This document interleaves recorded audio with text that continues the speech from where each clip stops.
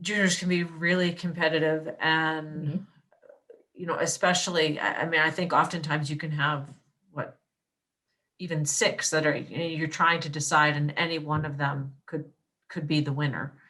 When it gets really competitive to where every single one is worthy of first place, what are some of the deciding factors that, when each kid has done everything perfect?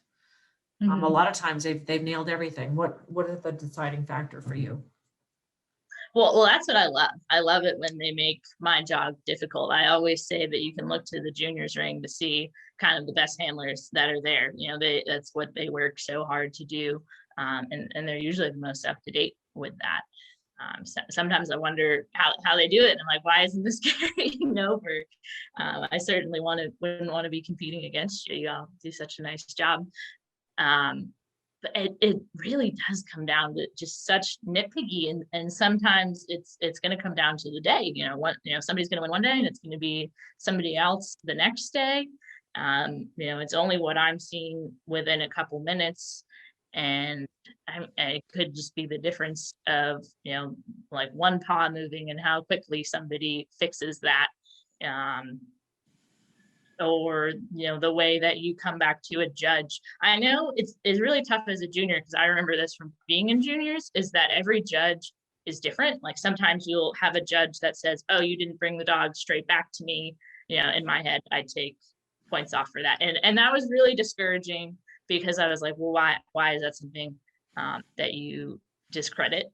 So I try not to do things like that, and use it more specific to your breed, and how you're presenting them, and that you're presenting the best features of your individual dog to me to kind of make those differences.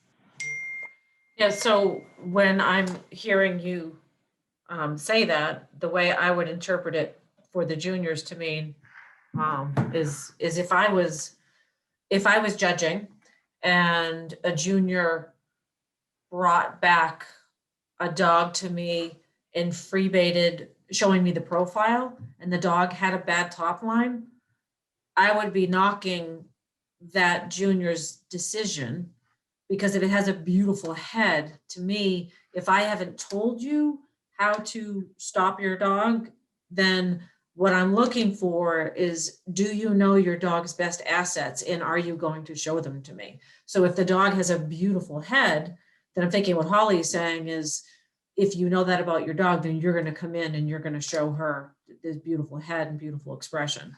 Um, something. Right. And that definitely does not discredit it. Like you can show any kind of dog in juniors, it doesn't matter the breeding quality of them. And I just want to see, like you're saying, that they are presenting, the best head, the best profile. If you see that they have a weaker front, pulling them off to the side, so that's not what you're presenting. And sometimes that can be tough, because it shouldn't ever become a breed ring. But that is certainly something to keep in mind with your dog and how you present them in the ring. Now, what do you mean it should never become a breed ring?